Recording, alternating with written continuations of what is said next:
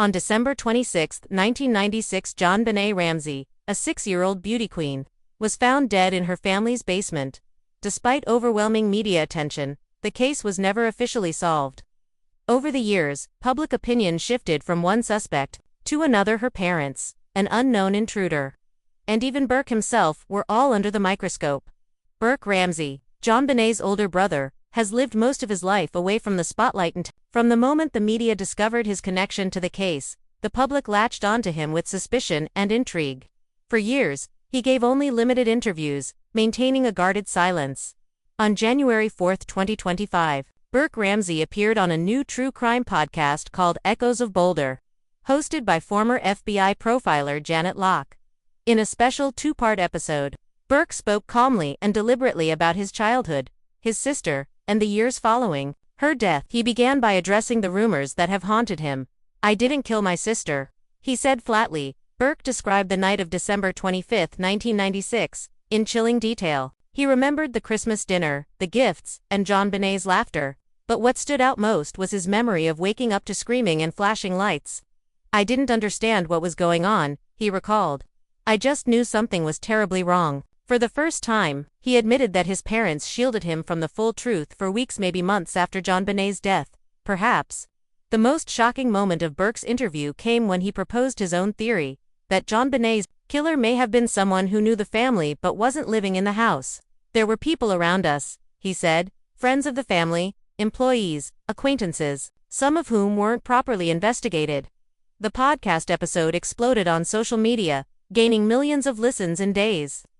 Public opinion shifted rapidly. Many began to sympathize with Burke, noting how composed and heartfelt his words were. Patsy Ramsey, JonBenet's mother, tragically passed away from cancer in 2006. John Ramsey, her father, has remained largely out of the public eye, though he issued a rare statement this year in support of Burke's decision to speak out. "My son has carried this burden for far too long," John said. "It's time he finds peace." In a twist that almost feels scripted, 2025 has brought new advances in DNA analysis. Boulder police recently announced they've resubmitted evidence from the JonBenet case using next-generation testing. Preliminary results, expected to be released later this year, may identify previously unknown contributors to the crime. In his podcast appearance, Burke was honest about the toll the suspicion and silence have taken on his life. "You start to question yourself," he admitted, "not because you did anything, but because everyone's telling you that you might have." He revealed he's been in therapy for much of his adult life, dealing with anxiety, PTSD, and trust issues. But speaking out, he says, has been the most liberating thing he's ever done.